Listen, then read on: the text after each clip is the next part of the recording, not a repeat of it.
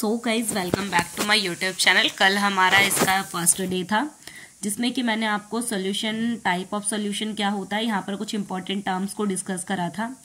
आज हम पढ़ेंगे जो एक्सप्रेसिंग कंसंट्रेशन सॉल्यूशन, कि कैसे आप एक्सप्रेस करोगे किसी भी सॉल्यूशन की कंसंट्रेशन को। कंसंट्रेशन मतलब होता है अमाउंट, यानी कि मात्रा, कितनी क्वांटिटी में वो चीज प्रेजेंट है। तो चलिए स्टार्ट करते हैं बिना टाइम को वेस्ट करे हुए। Composition of a solution can be describe by expressing it's concentration, यानी किसी भी सॉल्यूशन के कंपोजिशन को आप तभी डिस्क्राइब कर सकते हो जब किसी भी सॉल्यूशन के कंपोजिशन को डिस्क्राइब करने के लिए उसको कंसंट्रेशन टर्म में एक्सप्रेस करना रहेगा आपको, ठीक है। एक letter, the letter can be expressed either qualitative and quantitative. आप जो है इस कंसंट्रेशन टर्म को या तो क्वांटिटेटिवली तरीके से डिस्क्राइब कर सकते हो, या तो आप इसको क्वांटिटेटिव यानी क्वांटिटेटिव या फिर क्वालिटेटिव। क्वांटिटी यानी कि नंबर्स की फॉर्म में, क्वालिटी यानी कि उसके क्वालिटी के बेसिस पे, ठीक है। अब यहाँ पर एक चीज दी गई है, for example qualitatively we can say that solution is dilute. देखो क्वालिटेटिव तरीके से हम दो तरीके से मेजर कर सकते हैं। पहला, या तो वो डाइल्यूट में हो, नेक्स्ट है कंसंट्रेटेड। अच्छा, डाइल्यूट जो होता है, डाइल्यूट का मतलब होता है क्या, पतला, यानी कि जिसमें जो वाटर होगा ना, यानी जो सॉल्यूट है वो कैसे है, वो स्मॉल क्वांटिटी में है, ठीक है। और जो सॉल्वेंट है वो कैसे हैं, वो लार्ज क्वांटिटी में है, यानी कि बहुत ज्यादा पतला लिक्विड फॉर्म में, ठीक है। कंसंट्रेटेड का मतलब होता है गाढ़ा, जहां पर जो जो सॉल्यूट है वो लार्ज क्वांटिटी में प्रेजेंट होंगे। क्लियर है। नेक्स्ट देखो यहाँ पे लिखा भी हुआ है, क्या लिखा हुआ है कि relatively very small quantity of solute dilute के अंदर, relatively very large quantity of solute concentrated में, ठीक है।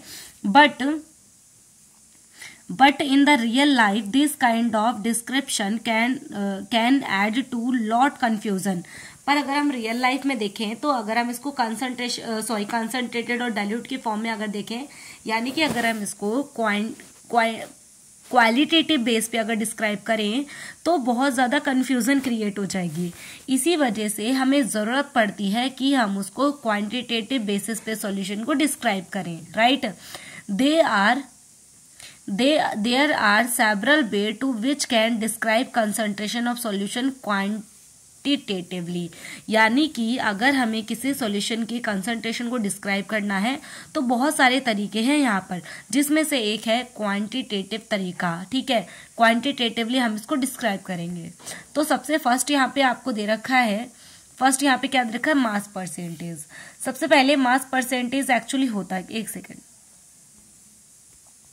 मास परसेंटेज एक्चुअली क्या है यहाँ पर देखो, ये लिखा है volume by volume, wait by wait. Wait by wait का मतलब है यहाँ पर आप सॉल्यूट भी सॉलिड फॉर्म में लोगे और जो सॉल्यूशन बनेगा वो भी कैसा होगा, सॉलिड फॉर्म में होगा। क्लियर है। इसी वजह से लिखा है वेट बाय वेट। देखो, the mass of percentage of component of a solution is defined as, यहाँ पर देखो अगर आपको किसी चीज का मास परसेंट निकालना है कंपोनेंट का, तो आपको ऊपर लिखना होगा mass of the component in the solution, यानी सॉल्यूशन के अंदर कितना कंपोनेंट का मास है। फॉर एग्जांपल के लिए अगर आपको निकालना है कि शुगर के अंदर सॉल्ट है, राइट, सॉल्ट कम क्वांटिटी में होगा तो सॉल्ट का मास आप लिखोगे ऊपर, जो सॉल्यूशन पूरा बन गया उसके ऊपर जो मास है सॉल्ट का वो कितना होगा, और नीचे आपको लिखना है टोटल मास, यानी दोनों का मिला के जो मास होगा वो कितना, और मल्टीप्लाई बाय 100। यहाँ पर एग्जाम्पल देख लेते हैं। देखो एग्जाम्पल दिया हुआ है, यानी आपको याद रखना है इसके फॉर्मूले में बेसिकली ये होता है मास ऑफ कंपोनेंट अपॉन में टोटल मास, ठीक है, मल्टीप्लाई में 100। ये इसका फॉर्मूला रहेगा मास परसेंट। चाहे कुछ भी हो जाए, अगर वॉल्यूम परसेंट होगा तो आप लिखोगे volume of component divided by total volume. अगर होगा वॉल्यूम बाय वेट तो इस तरीके से अलग अलग हो जाएंगे, बस लाइन सेम रहेगी। ऊपर जो है सॉल्यूट का कंपोनेंट का आपको लिखना है, नीचे टोटल लिखना है, ठीक है। आज एग्जाम्पल देख लेते हैं। For example solution of describe 10% glucose in the water of mass. देखो बोल रहा है 10% ग्लूकोज है, ठीक है, जिसका मतलब क्या है, देखो यहाँ पे मैं लाइन अंडरलाइन कर देती हूँ। Solution concentrated described 10% of glucose in water, water के अंदर 10% ग्लूकोज है, इसका मतलब बोल रहा है 10 ग्राम ग्लूकोज है, डिजोल्व करें 90 ग्राम ऑफ वाटर के अंदर। देखो क्या बोल रहा है, ग्लूकोज कितना था 10 ग्राम, और बोल रहा है 1 मिनट 10 ग्राम ही है ना, राइट। यहाँ पे बोल रहा है जो वाटर है वो कितना है, वाटर आपको दे रखा है 90 ग्राम। अब यहाँ पे बोल रहा है कि जो हाँ ये हो गया। अब आप बताओ मेरे को, ये इन दोनों को मिक्स कर दिया तो जो सॉल्यूशन बनेगा, जो यहाँ पर सॉल्यूशन बन के रेडी होगा वो कितना होगा, 10 प्लस में 90 होगा, यानी जो टोटल वैल्यू आपकी आ जाएगी वो कितने आ जाएगी, 100 ग्राम आ जाएगी। अब आपको निकालना है परसेंटेज, मास परसेंट।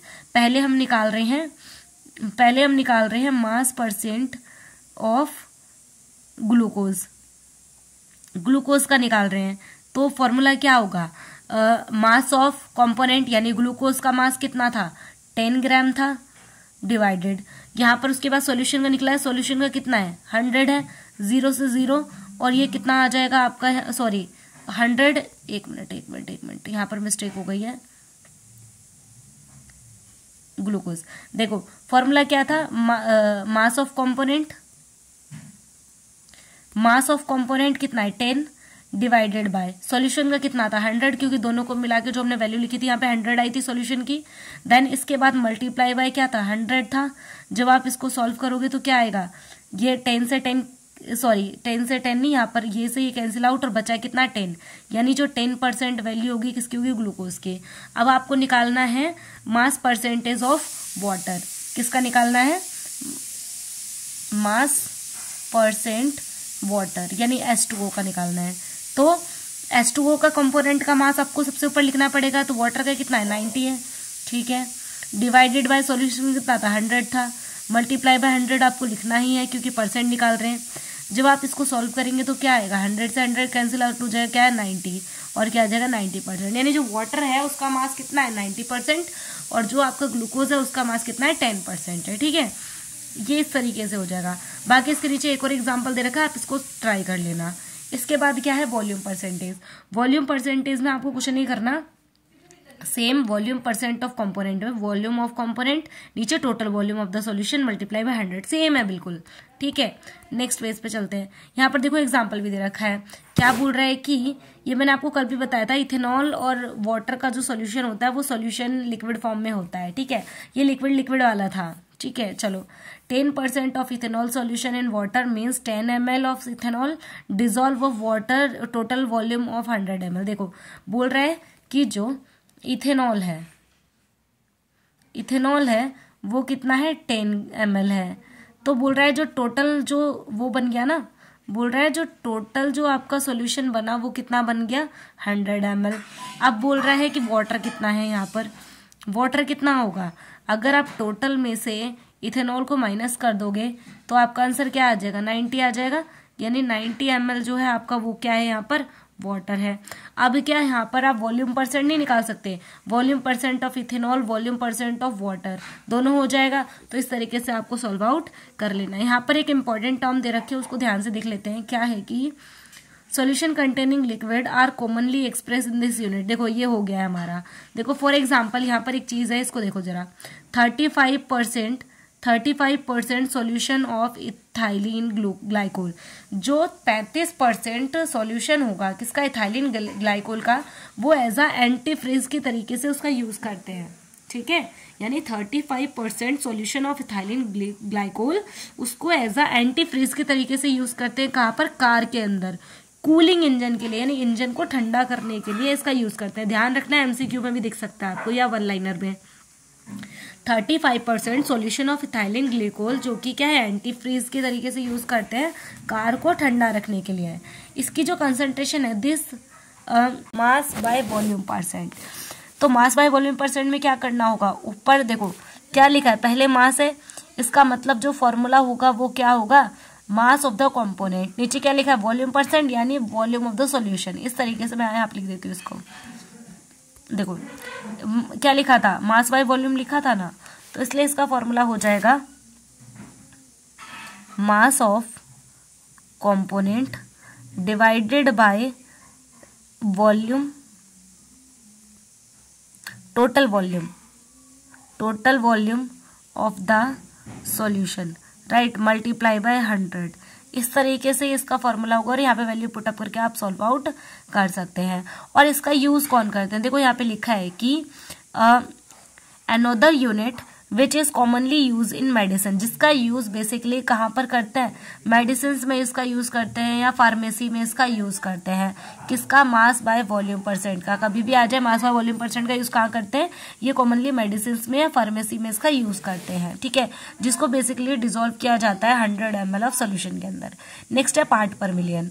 अच्छा, सबसे पहले एक चीज देखो, ये चीज देखो क्या लिखा है, पार्ट पर मिलियन। सबसे पहले आपको मिलियन का मतलब समझता होगा। मिलियन का मतलब कितना है, 10 लाख। कितना है, 10 लाख है। तो यानी 10 लाख में सिर्फ 1 मोल होगा, उसे कहेंगे पार्ट पर मिलियन। सॉल्यूट का सिर्फ 1 मोल, 1 पार्ट, ठीक है।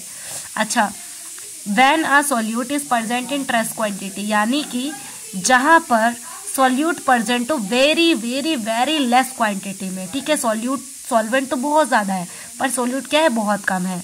It convenient to express the concentration in part per million, तो वहां पर हमें इस कंसंट्रेशन को एक्सप्रेस करने की जरूरत पड़ती है पार्ट पर मिलियन के फॉर्म में, जिसका फॉर्मूला है, पार्ट पर मिलियन का फॉर्मूला देख लो क्या है, number of part of component, number of parts of component divided by total number of parts of all component multiply by 10 की power 6।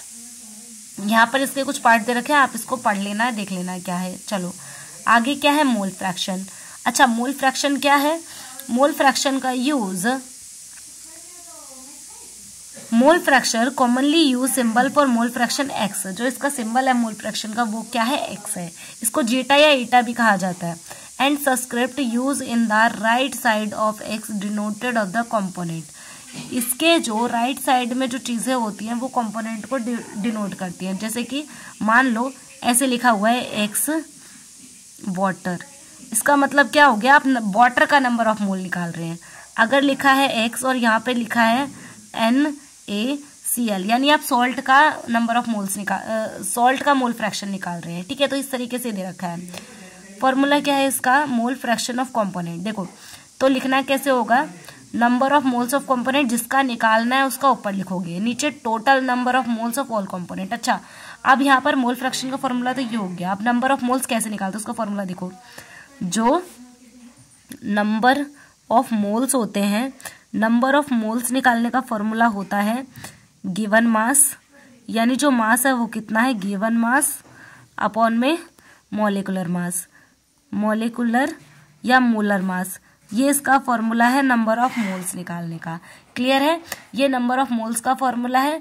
After that mole fraction निकालने का ये है number of moles of component, यानी जिसका find करना है उसके नंबर ऑफ मोल्स ऊपर लिखोगे, और जो दोनों यानी जो सॉल्यूट और सॉल्वेंट दोनों के जो नंबर ऑफ मोल्स है उन दोनों का सम कर दोगे, यानी सॉल्यूशन का नीचे होगा। आफ्टर दैट डिवाइड करके जो भी आपका रिजल्ट आएगा वो क्या होगा, आपका मोल फ्रैक्शन। और बाकी नंबर ऑफ मोल्स कैसे कैलकुलेट करते हैं उसका फॉर्मूला मैंने आपको यहाँ पे शो कर ही दिया है, ठीक है। After that